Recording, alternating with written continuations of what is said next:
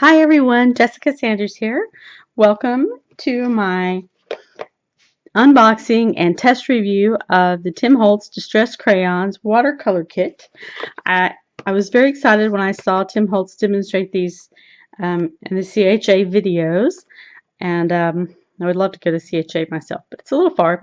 Anyway, I was very excited by the intense color and everything, so I bought this kit when it came out, and I've had it for a couple of weeks, and it's been very hard, but I did not open it. I wanted to do my first impressions video, so I haven't opened it, but the box is nice. I don't even know what's in the kit yet.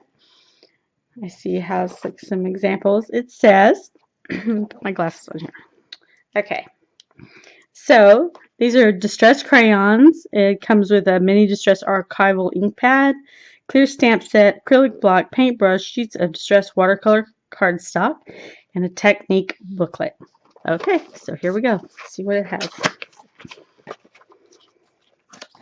Maybe I should zoom out just a little. So my plan is just to see what's in the box and then kind of just do a little test, and maybe I'll make a project with everything that's in here. So, very happy. So what we have here is an acrylic block. That must be for the stamping. Distress crayons. They are water reactive pigments. So these are made from pigments. It says on the package, distress crayons are formulated to achieve vibrant coloring effects on porous surfaces for mixed media. Ideal for creating brilliant backgrounds, watercoloring, and more. Color directly on the surface and blend with water. Okay, so I'm super excited about that. I have a technique book. I'm not going to read all this, just flip through it. Blending, direct watercolor, palette watercolor. So this is actually a little mini palette. Creating a watercolor background, melange. This is the non-English version. Okay, so I basically have blending, direct watercolor, palette watercolor, and watercolor background in the technique booklet. And I have this set of stamps, very nice, and the mini distress ink. Okay, setting it all aside. And then I have the watercolor cardstock. That's the Tim Holtz watercolor cardstock. Okay, super excited to try this. And let's just see what happens. Okay, so I have been watching videos, so I have some idea of how some of this works. I'm going to open this because I'm probably going to actually use this.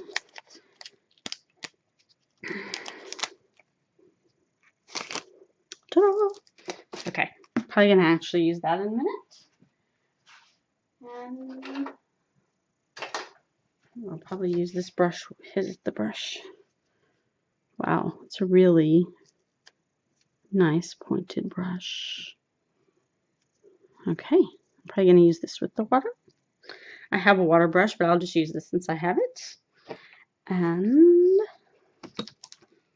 so, what should we do with this? Let's just do some tests first, and then maybe I'll do a project. Okay, so I have just some, this is Master's Touch 140-pound watercolor paper. This is not treated. I just want to try it with a different kind of brand of watercolor paper. It should really act the same as this watercolor cardstock, but let's just see what happens. And because I've been watching videos, I happen to know that even though it says they're made for porous surfaces, I think they're going to work really well on non-porous surfaces.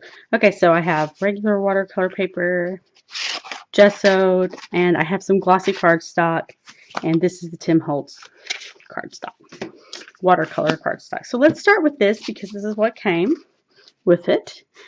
And here we go. First opening. See, still has the little circle. Get rid of that. Okay, sorry.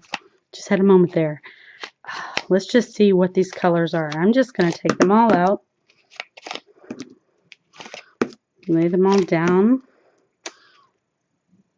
I don't know which set this is, or if it's just specifically for this.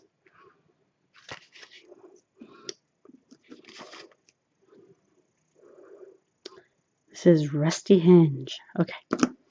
Okay. So these are not the vibrant colors, although I see a lot of different colors. Okay, so let's just try. So they roll up, and everyone is saying they're lipstick-like. So let's just try it out. Oh my gosh, that is like super smooth. I can't even explain how smooth that feels. Okay, so I'm going to try and smudge it on this. This is the watercolor paper. Wow. Wow. Okay, that is awesome. Now let's see what happens if I just spritz it with water. My brushes. Get my brush wet. It didn't, just like they said, it doesn't move until you touch it. So I can just, that's beautiful, beautiful pigment. What color is this? This is Festive Berries. And it does look very festive. What happens if I color into the water? It doesn't move, but it is more smudgeable if you color into the water. Okay, that's fun. All right, let's try a different color. Just do the same thing. Yeah, my finger's still a little bit pink, but I'm going to use it anyway. Smudge it. Just put some water on the water brush. What if I pick this up? Now that blends really nicely. Very nice. Okay. And then let me just try these two colors just blended together. So I'm going to that. And I am putting down quite a lot of color. Quite a lot. But I haven't, had to twist up the things. These are really, really smooth. People are comparing them to gelatos. But texturally, I can tell just by doing this that they are quite a bit different. All right, now do they blend on this watercolor paper? They do. They do. Not a lot though. You kind of see, almost see the line where they're overlapping. And this is untreated watercolor paper. And then let's spritz it. And it's going to blend more, I already know because I tried it with the brush, but let's just try here and see what kind of juicy orange we get. I'm actually able to pick up almost all of that color. Okay, I'm going to set this aside and let it dry. And then we're going to see, oh, there was one more thing I wanted to try, and that was acrylic paint mixed with these lovely distressed crayons. I don't feel distressed at all while I'm using them. Okay, that's white acrylic paint. I just want to see how they blend. Again, this is watercolor paper. Wow. I feel like these have a little bit of luminescence to them, like it's almost an iridescent kind of, a bit of a shimmer. They are very much like lipstick. Okay, all right. Let me let this dry. And oh, yeah, I keep switching. All right, let me just try this regular, different brand of watercolor paper, and let me try a different color. And I'm going to just do some smudging here. And then I'm going to try the removing it. This is Seedless Preserves. I love the names they give these. And this is Chipped Sapphire. Bet that would look beautiful mixed with the acrylic paint. So I'm going to spritz it and blend it. Just going to blend it out. I didn't put very much water. I don't want it to move a lot. And I don't want it to mix too much. So this is like, I would compare this color to a Prussian blue. Has that kind of tone to it, this one. This is like a Theo Violet in the, like say the Grumbacher line of acrylic paints. It does when you know, this watercolor paper does peel up a little bit.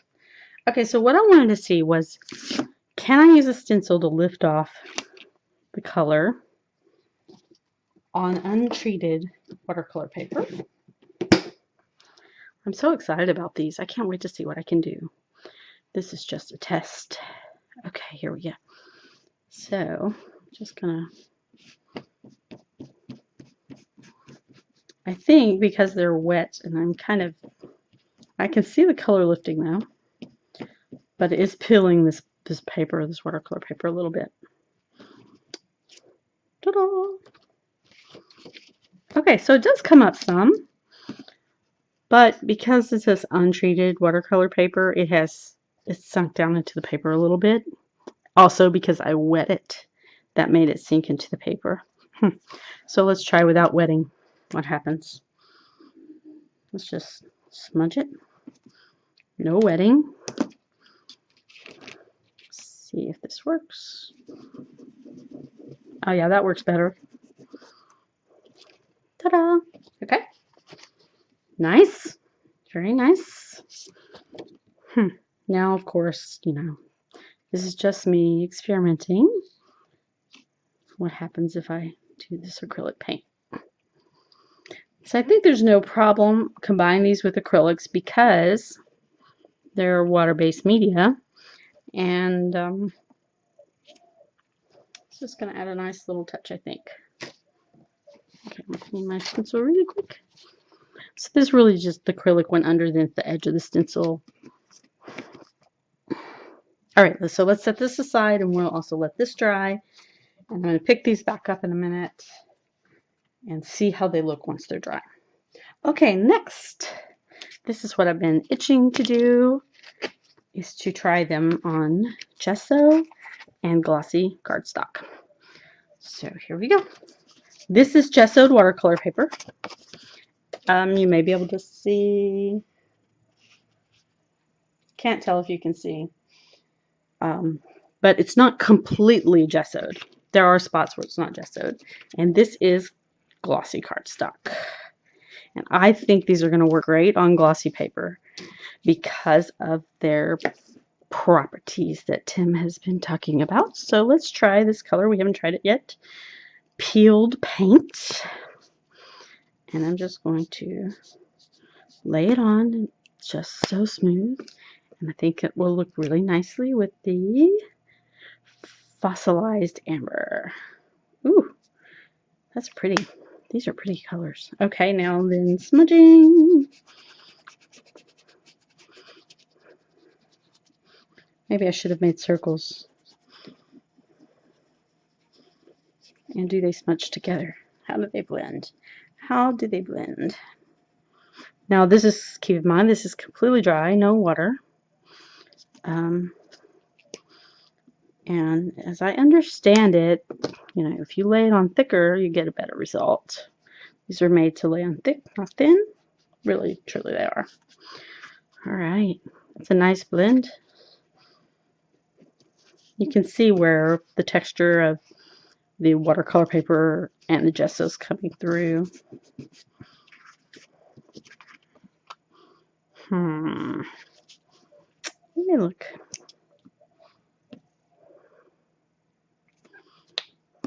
So I can see there's no gesso in this little spot. Just gonna see how that works.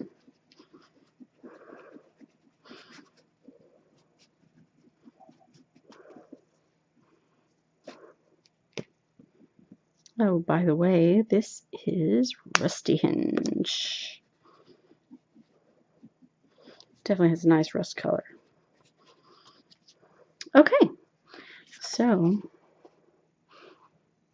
very cool. blends nicely. This is already dry. I didn't add any water. I can feel that this is very dry. Actually, this feels dry too. It does dry really fast. When I smudge it out here, it's picking up the texture of the gesso. And then these little spots like this are where there is no gesso. So, okay, now let's move on to the glossy cardstock. And I'm going to use the same colors. So, in place of glossy cardstock, you could use Yupo paper, I think. And, sorry, I had to sneeze. No sneeze. I thought I was going to. Okay.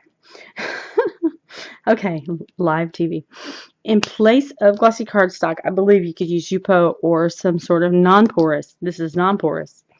I use this with alcohol inks and things like that. But I think you're going to get a nice effect, and it's going to smudge. Wow, it doesn't smudge as much as I thought it would. Look at that. It doesn't move hardly at all. Maybe because it's too dry. Okay, so very interesting.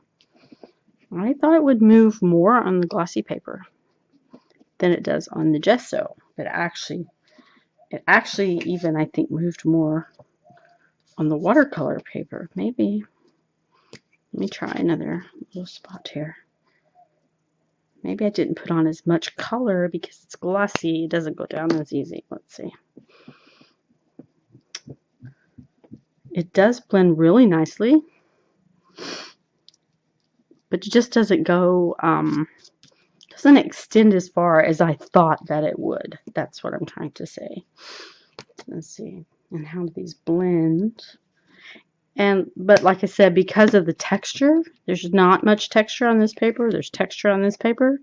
So it's just picking up more of the pigment when I actually put it down than this glossy paper. So this is less pigment, and I let that dry a little bit.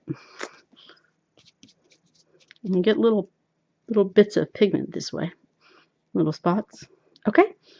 Now let's see what happens when we add water.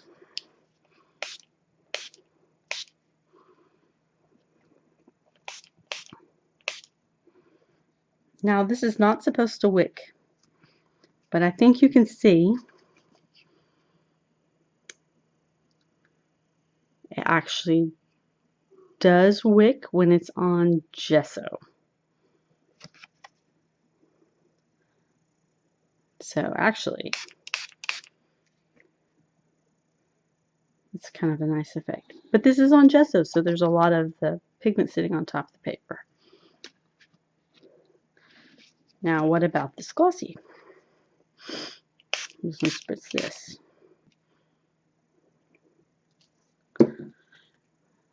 No wicking whatsoever. In fact, it resists, like you can, hopefully you can see that it pushes the water away and it resists the water. So it made little circles, little rings around it. Very interesting.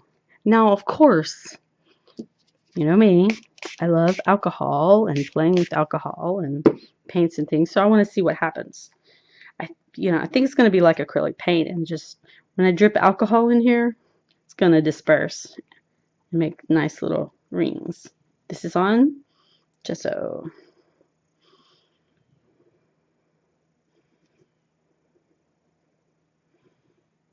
And this is in wet pigment.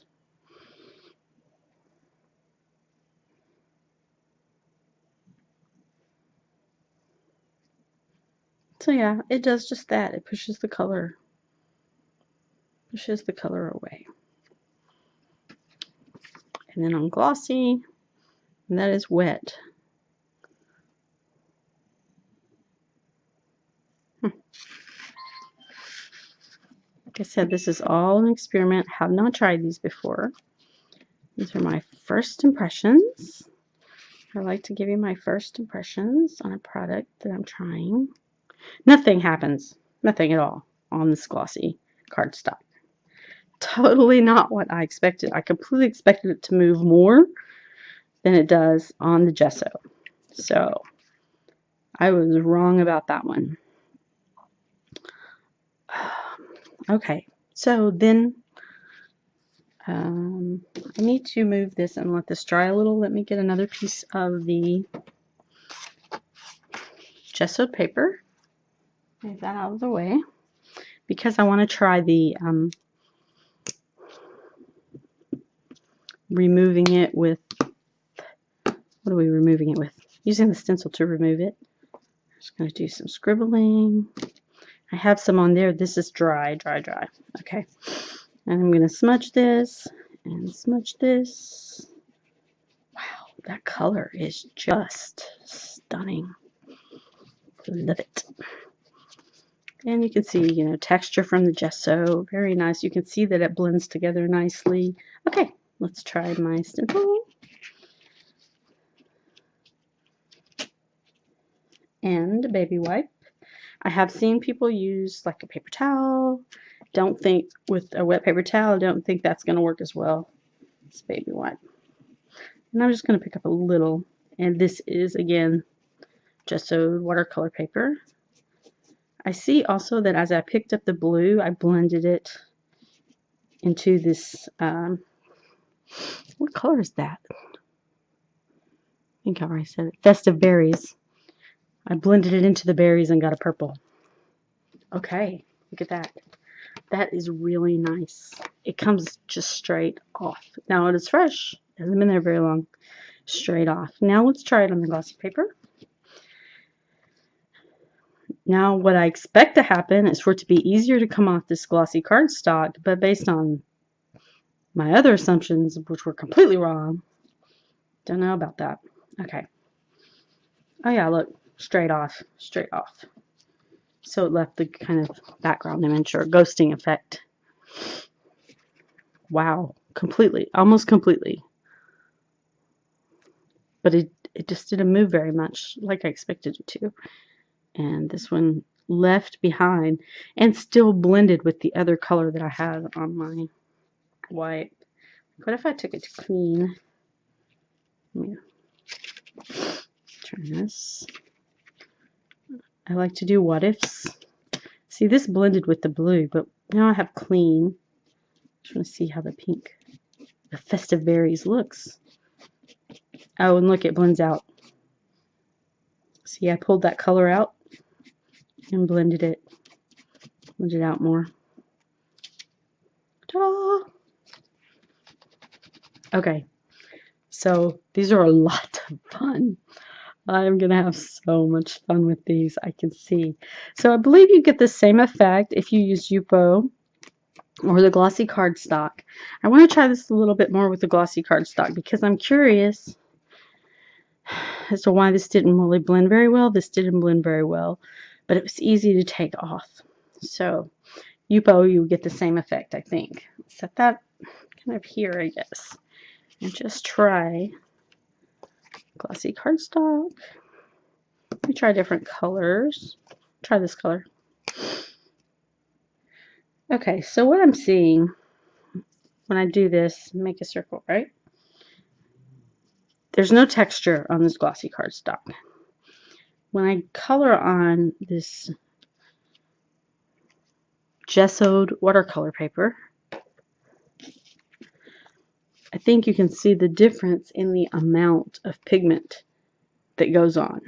So I think that accounts for why this didn't blend very well, because it just didn't have as much pigment as here. And let's just see, you know, have some fun. How does this blend with Rusty Hinge? Yeah, I think that's it. It just doesn't have, no blue got on there. It does not have the same amount of pigment. So when I blend, it just doesn't, it feels stuck, honestly. It feels stuck on this paper.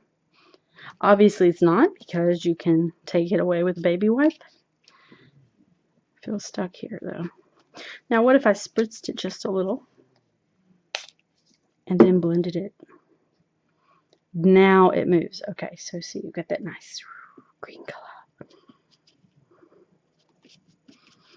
And you could do the same, I guess, with the watercolor brush, right? It would move a lot with the watercolor brush, I think. Let me wet my brush.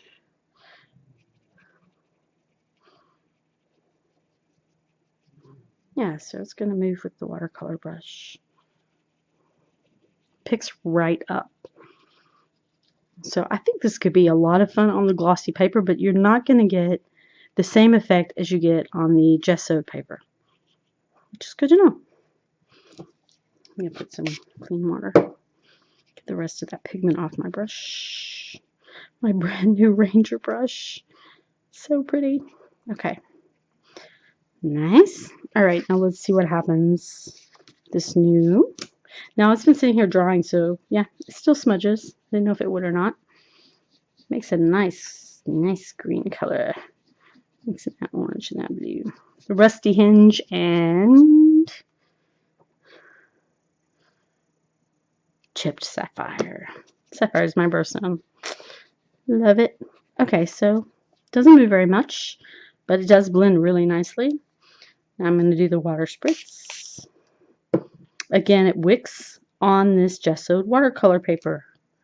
That pigment immediately went out.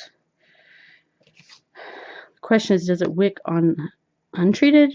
I don't think so. Let me just try that really quick while we're thinking about it. And now this has been sitting for a little while, but still, the other one had two. Okay, so you can see a lot of difference.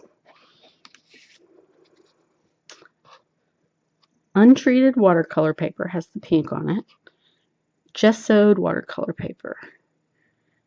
And yeah, you can really see it. That pigment does move.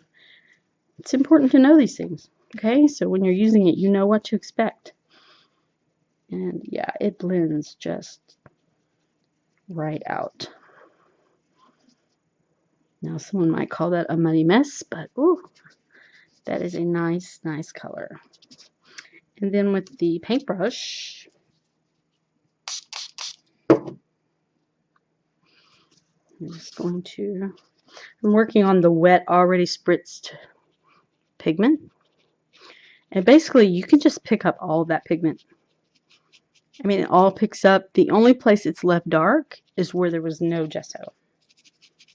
So you can just pick that right up. Ooh, very nice. And then what happens, you know, I add a little bit of acrylic paint. Blends very nicely. And I'm not a watercolor artist, but so I'm just playing. This is probably not the right way to treat your watercolor brush. So don't copy me on that. Okay, yeah. Clean. Okay, so really nice. So now you can see, I think you get a lot of different options. This moved on glossy, but look, where I swirled it, it left a lot of streaks. This is a more smooth color on the Gessoed paper. And then, excuse me, also on the glossy cardstock. You can see that this just didn't blend very well, I think because it didn't have as much pigment on the paper, but it comes off so nicely. I think you have a similar effect on Yupo. And then our pages over here are dry. This one is dry. Nice and smooth. And this one is very dry, except for where I spritz it with water. And I can see that this actually is resisting the water on this paper. The water is around the edge and it's resisting. So this is just really good information to know if you're using these crayons. And like I said, they have this kind of glimmer, or they're not matte, but they're not glossy. They just have a little bit of sheen or a little bit of glimmer. Very soft and pretty. But you lose that when you add a lot of water.